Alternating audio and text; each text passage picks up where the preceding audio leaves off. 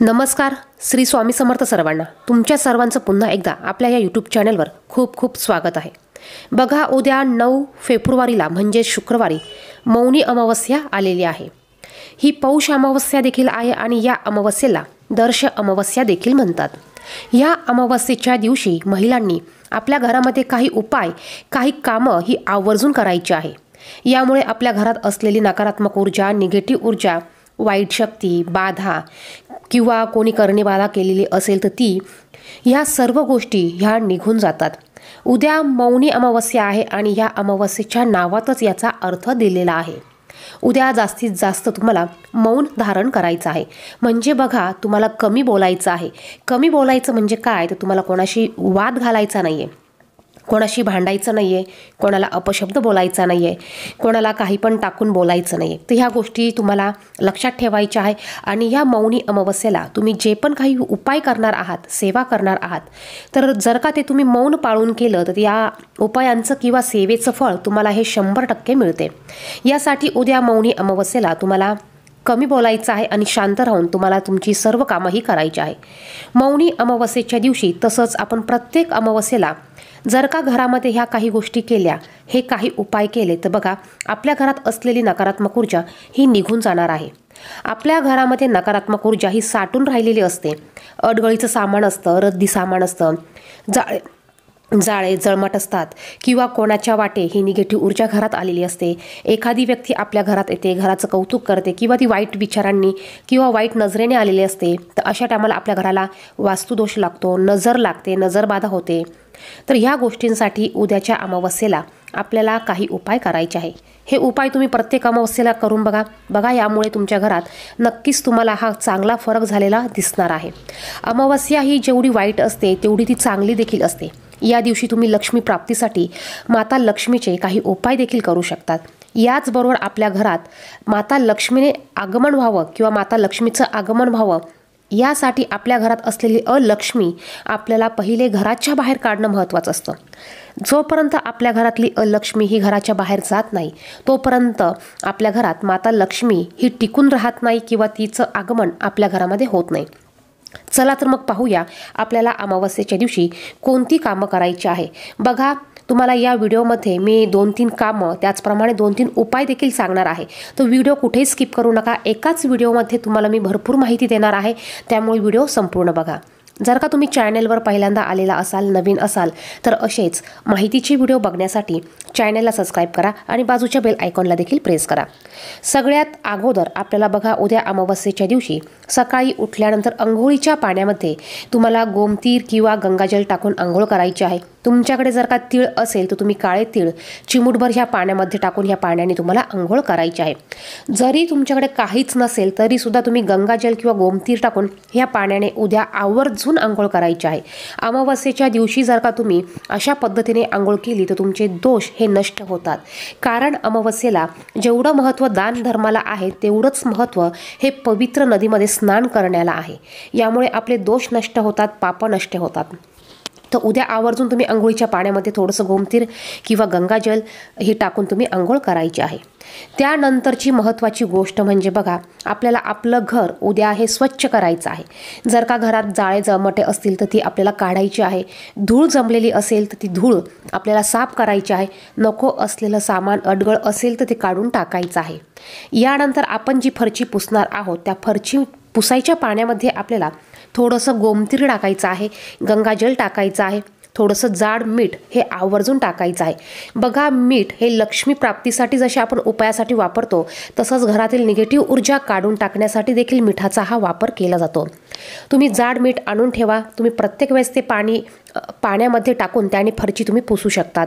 चिमूटभर हळद टाका आणि हे सर्व तुम्हाला ह्या पाण्यामध्ये टाकून ह्या पाण्याने तुमच्या घरातील सर्व कानेकोपरे तुम्हाला पुसायचे आहे. यामुळे घरात साठलेली निगेटिव्ह ऊर्जा, अलक्ष्मी ही सर्व निघून जाणार आहे. जेव्हा घरातली निगेटिव्ह ऊर्जा निघून जाते, त्यावेळेस आपल्या घरात हे सकारात्मक वातावरण निर्माण होतं. आपल्या घरामध्ये जर का वादविवाद होत असतील, क्लेश, भांडणं होत असतील, कारणास्तव छोट्या छोट्या गोष्टीवरनं वाद होत असतील, तर ह्या गोष्टी तुम्ही प्रत्येक अमावस्येला आवर्जून करायच्या आहे. अमावस्या असू द्या, पौर्णिमा असू द्या, या दिवशी तुम्ही हे उपाय करू शकतात। यानंतर आपल्याला आपल्या घराचा उंबरठा हा स्वच्छ पुसून घ्यायचा आहे, दरवाजा स्वच्छ पुसून घ्यायचा आहे।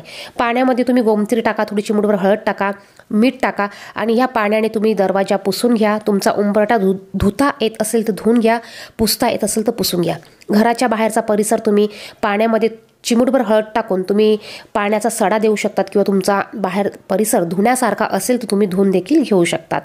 यानंतर आवर्जून आपल्याला अमावस्या असल्यामुळे आपल्याला घराच्या उंबरठ्यावर हळदीचं लेपन करायचं आहे। हळदीचं लेपन करणं अगदी सोपं आहे। तुम्हाला एका वाटीमध्ये 2 चमचे 1 चमचा हळद घ्यायची आहे। तुमचा जेवढा उंबरठा असेल तेवढी तुम्हाला हळद घ्यायची आहे। यामध्ये थोडंसं गोमतीर टाका, गंगाजल असेल तर गंगाजल टाका, अष्टगंध असेल तर थोडंसं अष्टगंध टाका। आपलं साधं पाणी म्हणजे स्वच्छ पाणी टाकून आपल्याला याचा एक लेप करायचा आहे, एक पेस्ट तयार करायची आहे आणि ही पेस्ट आपल्याला आपल्या घराच्या उंबरठ्यावर लावायची आहे। जेव्हा ही पेस्ट सुकणार आहे त्यावेळेस तुम्ही त्या उंबरठ्यावर रांगोळी काढू शकतात। घराच्या बाहेर एक छान छोटीशी रांगोळी काढा।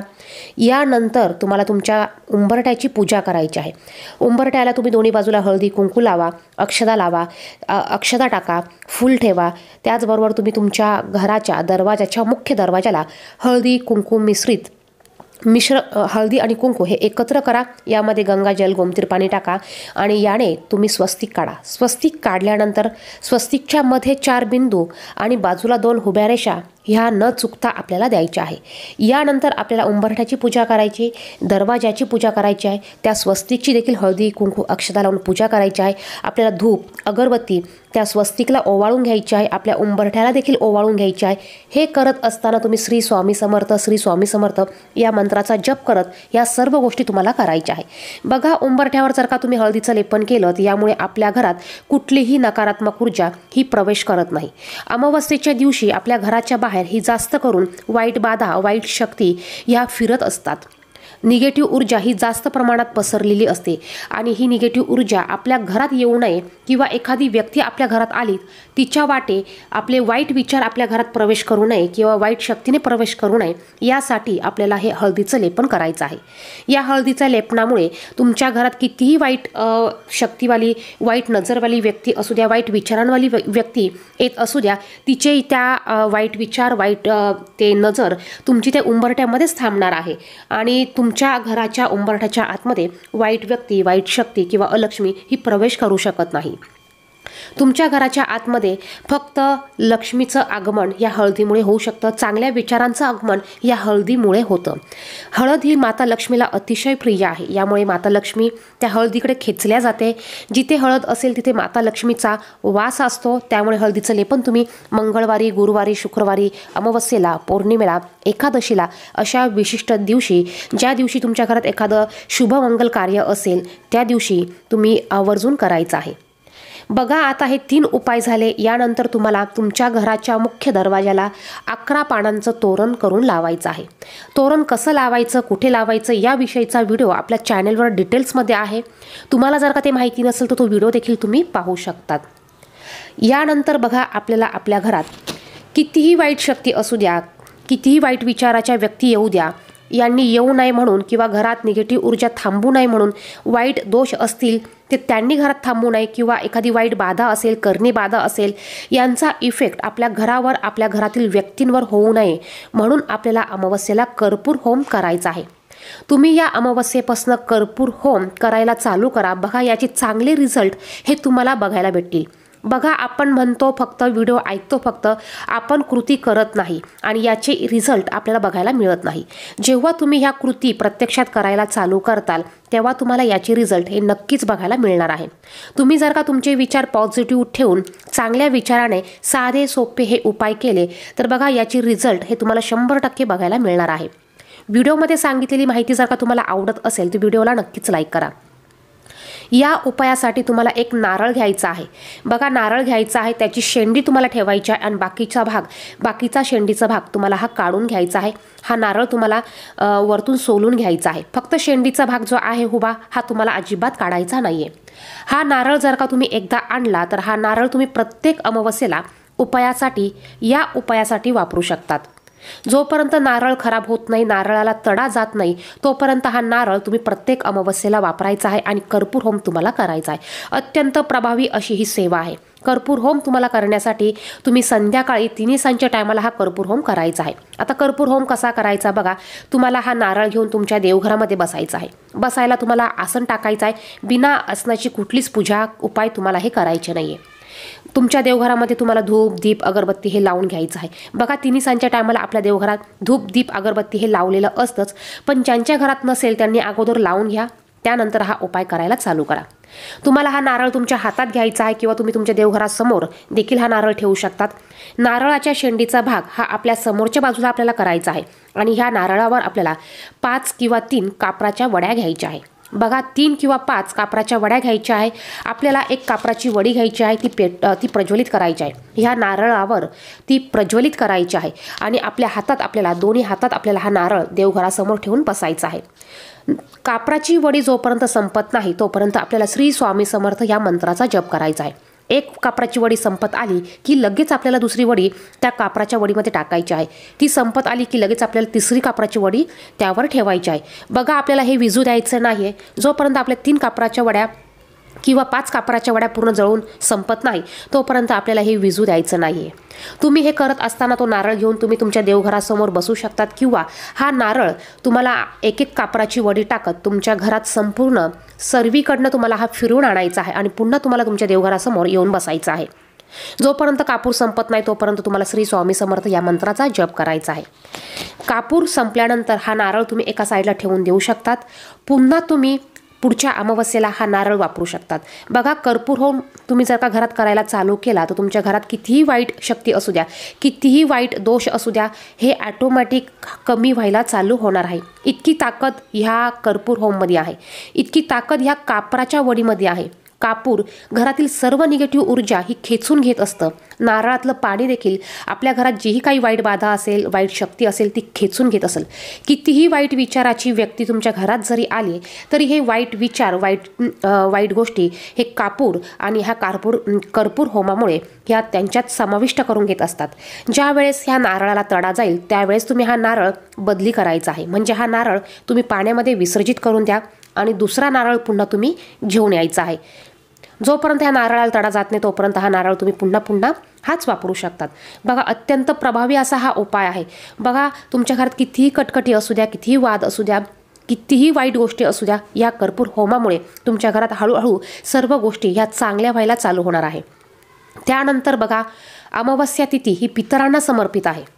अमावस्येला आपल्याला पितरांना दान धर्म करायचा आहे, आपल्याला दीपदान देखील त्यांच्यासाठी करायचं असतं। तो तुम्हाला शक्य होतील तेवढे उपाय तुम्ही ह्या पितरांसाठी अमावस्येला करू शकतात। खास करून जर का आपल्याला पितृदोष असेल, प्रखर पितृदोष असेल किंवा ज्यांना ब्राह्मणांनी गुरुजींनी सांगितलं असेल की तुम्हाला पितृदोष आहे तर त्यांनी प्रत्येक अमावस्येला हे उपाय आवर्जून करायचे आहे। तुम्हाला सकाळी बघा अमावस्येच्या दिवशी सकाळी तुम्हाला शक्य झाल्यास तुम्हाला शनी मंदिरात जाऊन एक दिवा लावायचा आहे। तुम्ही एक पंती घ्या किंवा तुम्ही कणकेचा दिवा बनवा। यामध्ये तुम्हाला एक वात घ्यायची आहे, त्यामध्ये तुम्हाला मोहरीचं किंवा तिळाचं तेल टाकायचं आहे। शक्य झाल्यास मोहरीचं तेल वापरा, मोहरीचं तेल नसेल तर साधं तेल घ्या, यामध्ये थोडीशी मोहरी टाका आणि हा दिवा तुम्हाला शनी मंदिरात जाऊन लावायचा आहे। त्यानंतर तुम्ही बघा संध्याकाळी तुमच्या घरामध्ये एक कणकेचा दिवा करा। बघा या उपायासाठी तुम्हाला कणकेचा दिवाच करायचा आहे। जो उपाय तुम्ही घरात करणार आहे पितृदोषासाठी, यासाठी तुम्हाला कणकेचा दिवाच करायचा आहे। तुम्ही चिमूटभर हळद टाकली तरी चालेल, तुम्हाला मीठ टाकायचं नाहीये, कणिक घट्ट मळायचं आहे।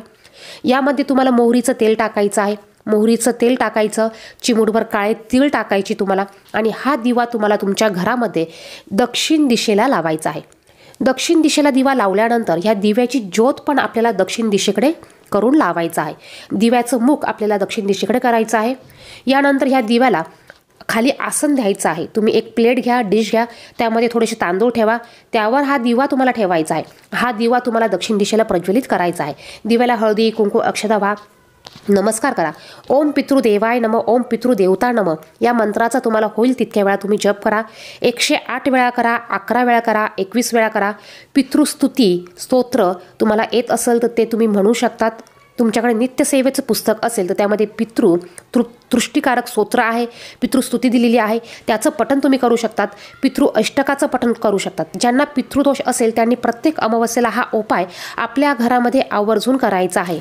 याचबरोबर आपल्या घरावर जर का कोणी करणी बाधा केलेली असेल, नजर लागलेली असेल, दृष्ट लागलेली असेल, वाईट शक्तींचा प्रभाव आपल्या घरावर झालेला असेल, आपला जर का भूत असल्याचा किंवा वाईट शक्ती असल्याचा भास होत असेल तर आपण दही भाताचा हा उपाय या अमावस्येच्या दिवशी रात्री आवर्जून करायचा आहे. तुमची सर्व कामं ओरखल्यानंतर ज्या वेळेस तुम्ही झोपायला जाणार आहात त्यावेळेस तुम्हाला हा उपाय करायचा आहे. ह्या उपायासाठी तुम्हाला मूठभर तांदूळ घ्यायचे आहे.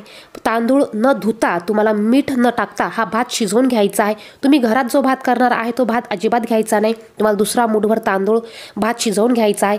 यानंतर हा शिजलेला भात एका प्लेटमध्ये, एका द्रोणमध्ये, एका पुठ्ठ्यावर तुम्हाला काढून घ्यायचा आहे.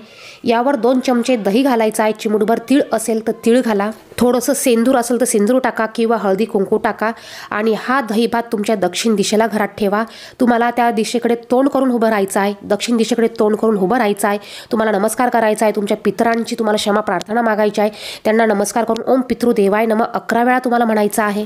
यानंतर हा दही भात तुमच्या घरातील सर्व भिंतींना तुम्हाला टच करायचा आहे आणि त्यानंतर हा दही भात तुमच्या बाथरूमच्या वरच्या कट्ट्यावर तुम्हाला हा रात्रभर असाच ठेवायचा आहे. सकाळी उठल्यावर हा दही भात घ्यायचा आणि बाहेर लांब जाऊन एखाद्या उखिरड्यावर मोकळ्या जागी तुम्हाला हा ठेवून यायचा आहे. हा उपाय करत असताना आपल्याला कोणी टोकणार नाही याची काळजी घ्यायची. कोणाशी आपल्याला न बोलता हा उपाय करायचा आहे.